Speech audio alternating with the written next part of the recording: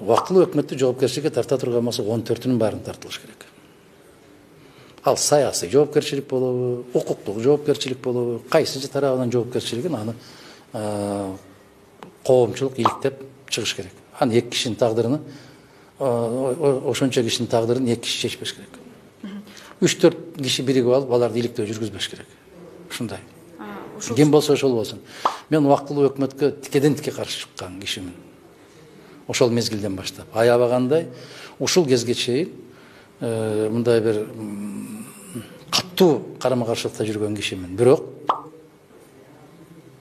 табасы канып отуруп калыш керек да, рас болду ушуну көрмөксүңөр дегендей кылып. Жок.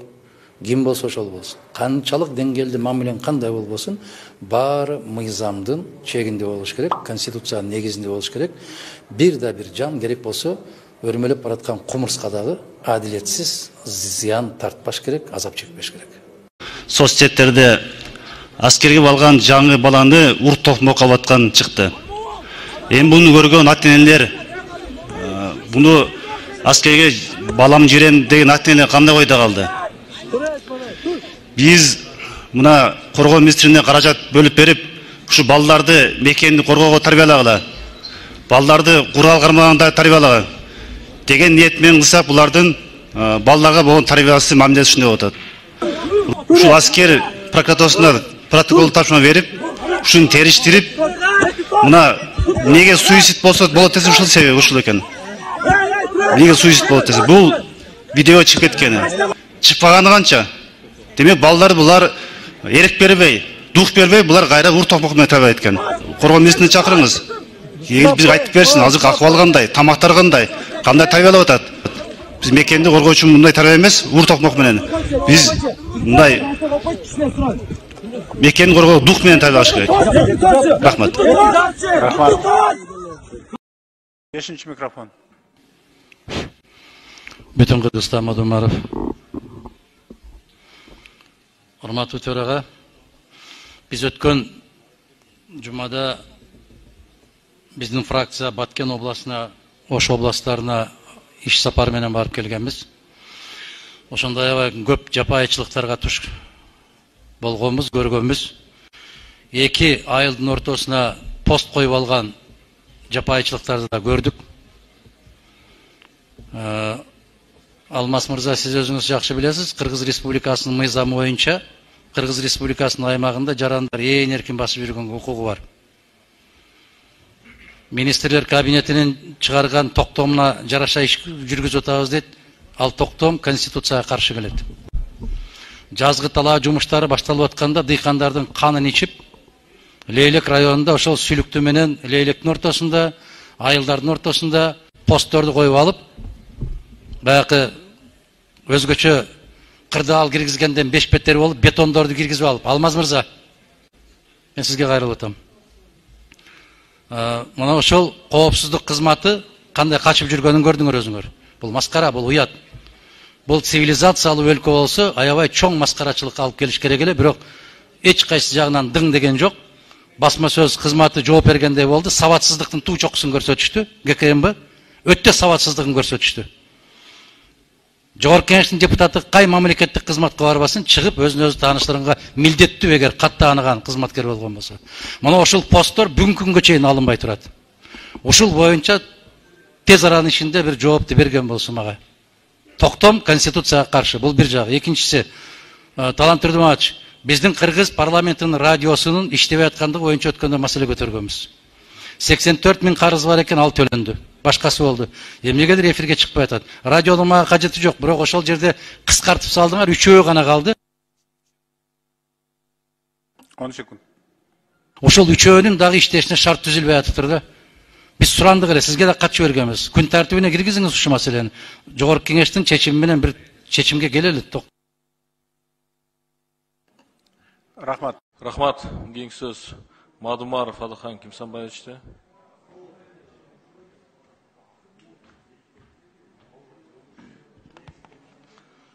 Урматтуу кесиптештер, мына кесиптешибиз Нуржигит мырза көтөргөн маселе, бул орчундуу маселе. Тилекке каршы Улуттук банктын төрагасы жеңил желпи гана жооп берип койду. Биз караштырабыз деп. Кандай караштырасыздар? Сизде маалымат барбы? Ошол сыртта иштеп аткан жигиттердин, кыздардын канча пайызы элеттик?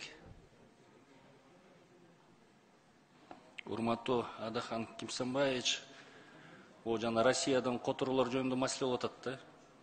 Şu Россиядан бизде иштеп аткан жарандар şu рубль түрүндө акча жөнөтүшөт. Şu рубль түрүндө анан берилиш керек да. Азыр Рубль түрүндө же сом түрүндө. Азыр рубль түрүндө да, сом түрүндө да берилип атат. Бирок бул кеп неме боюнча болчу да, жана доллар түрүндө салынган моторлор боюнча. Мен ошону айтып атам сиздерге. Доллар түрүндө да беришип аталар.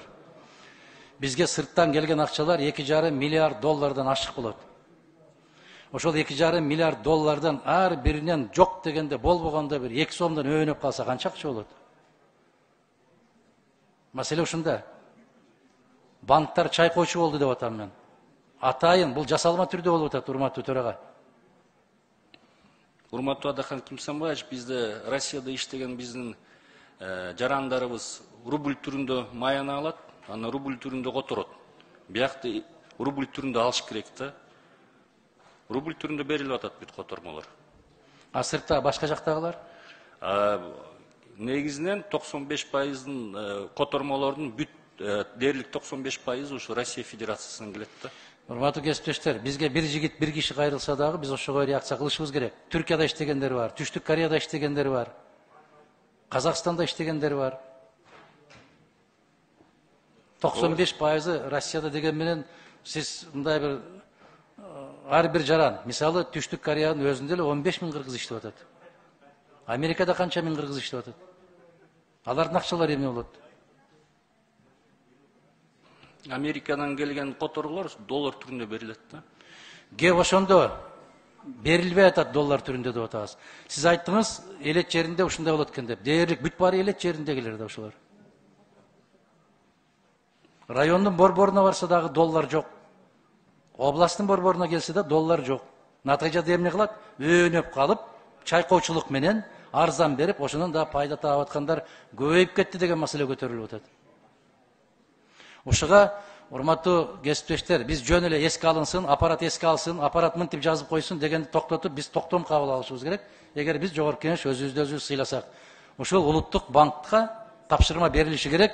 Кандай акча валютада которулса, ошол валютада берилишин камсыз кылуу жөнүндө токтом кабыл алынышы керек. Тийиштүү комитет ушуну сунушташ керек. Рахмат. Далее, Садашбаевич. Рахмат Аман Каматырбекович. Бул жерде баяндамачыга сиз жакшы аракетиңиз чоң, колуңуздан келген аракетти жасап атасыз. Көрүп атабыз, биз менен кайра байма-бай чыгып атасыз. Жанагы комитеттин ар бир жанагы выездной заседаниясындагы жумушуңуз. Кудай буйруса, мен ойлойм да, ошо жанагы атабыз жанагы Исхак Разаковтай эле сиздин тарыхта кала турган бир мүмкүнчүлүгүңүз бар да. Бирок могу жерде дагы бир суроолор бар да. Могу жерде сиз азыр өзүңүздүн жана баяндамаңызда кыска айтып кеттиңиз. Бирок могу жерде токтом бар да, токтом чыкканда жогорку кеңеште кайрылганда Мариповдун кайрылуусу боюнча бул жерде айыл чарба продукцияларынын бааларынын көтөрүлүшү жана республиканын аймактарына сууга суусу менен камсыз кылууда деп. Бул жерде булар жогорку кеңеш токтом чыгарып берип атат да. Ушунун негизинде сиздер өзүңүздөрдө план түзүшүңүздөр керек эле да. Бул жакта план жок экен да. План барбы? Өзүбүзгө план түзгөнбүз. Ирригациялык объектилерди кантип калыбына келтиребиз, анан өзүбүздүн 4 пунктта презентациябыз бар эле. Мен бул сунуш катары да министрликке Нурлан Турганбекович. Сиз кийинки келгендечи, монтип бир эле баяндамаңыздарды кошпостон ушундай маселелер каралып аткандачы. Биринчиден маалыматты берип, анын артынан бүт план иш-чараларыңыздарды берип койсоңуздар. Биз ошол планды карап, кайсы жумуш аткарылып атат, кайсынысы аткарылган жок, ошого карап эле бизге түшүнүктүү болот эле да, суроо талап да болбойт эле. Биринчиден, эмгисинде ошондой кылып туруп пландарыңыздар менен пландарды кошуп келсеңиздер. Бирок могу жерде мен суроо берет элем да дагы. Алмаз Темирбекович, сиздерде ушул иш-аракеттерди аткарганга капиталдык салымдар боюнча, суу чарба курулуштары канча пайызга каржыланды? Именно ушул токтомдон мерки аткарганга. Жок, 1 миллиард эмес. Бул былтыркы 2021-жылда айтып атам. Могу сиздин айтып атпайсызбы? Могу жерден по линии капитального строительства, анын ичинен государственный водно-хозяйственный объектилерди мынча оңдодук, капстроительство боюнча монча нерселерди иш аракеттерди кылдык депчи. Ошол былтыркы боюнча сурап атам. Ушул капиталдык салымдар, суу чарба курулуштары боюнча канча пайызга өкмөт каржылап берди? Былтыр план боюнча 500 миллион сом болгон, 100% каржылап берди. 100% каржылап берди. Андан сырткары могу инженердик изилдөө жана долбоорлор иштерине канча акча каражатын дагы караштырып бериштиби же бериштирген жокпу былтыр и быйыл? Биз жылына жанагы бөлүнгөн акчадан 20%га чейин ушу жана биздин проектный смет документацияга бөлүп беребиз да, жана жазаганга. Алдын ала жана жазап аткан жумуштарыбызга проекттерге да. Ошондо былтыр 100 миллион сомдой ошо проекттерге бөлүнүп берген. Могу сиз айтып аткан жанагы көп объектилерди айтып бердиңиз да. Ушулар жанагы мамлекеттик программага киргенби, кирген эмеспи? Жанагы ирригация боюнчачы. Мамлекеттик программа 46 объект бар, ошонун 44 объект инфраструктурный проекттер. Анын ичинде курулуп аткан объекттер бүт ушу мамлекеттик программа менен курулат. Андан тышкары бизде кошумча объекттер болгондо жанагы биздин распоряжение правительства чыгат, кабинет министрдин. Ошон менен биз иш апарабыз. Бул жанагы чакан объекттер. Каржы булактары кайсыл жактан болот ошондо? Бизде жана 500 миллион республикалык бюджеттен, андан тышкары бизде жанагы донорлордун акчалары да бөлүнөт. Бул жанагы Исламский банк бар, Дүйнөлүк банк бар, анан кийин Азиатский банк развития бар. Быйыл Европейский банк развития да кирип атат буюрса ирригацияга. Рахмат. Эмги могу жанагы отурумга келгениңиздердечи, сиз маалыматыңызды даярдаганда биринчиден ошол токтомдорду берсеңиздер бизге. Токтомдун арты менен сиздердин жанагы план иш аракетиңиздерди и каржы булактарын канчага жанагы каржыланды, кайсы булактардан келип түштү и канчасы каржыланбай калды. Эмне үчүн дегенде биз жөн эле бул жерде сиздин жанагыңызды уга бербешибиз керек. Бул жерден биз комитеттен чечим кабыл алышыбыз керек. Эмне себептен каржыланбай калды? Эмне себептен иш аракеттер болбой калды? Анан ошол жерде сиздер мониторинг кылганыңыздарда беришиңиздер керек эле. Сиздерден ушул мисалы каржыланып 100% каржыланып берди деп атасыздар. Ошондо мониторинг боюнча сиздерде эмне болду? Айыл чарба продукциясынын баасы түшөт деп атасыздар да, биякта токтомдошунуп чыгат. Ушулардын баардыгы иш аракеттер болсо эмне болду? Айыл чарба продукциясынын баасы түштүбү, түшпөдүбү былтыркы жыл боюнча?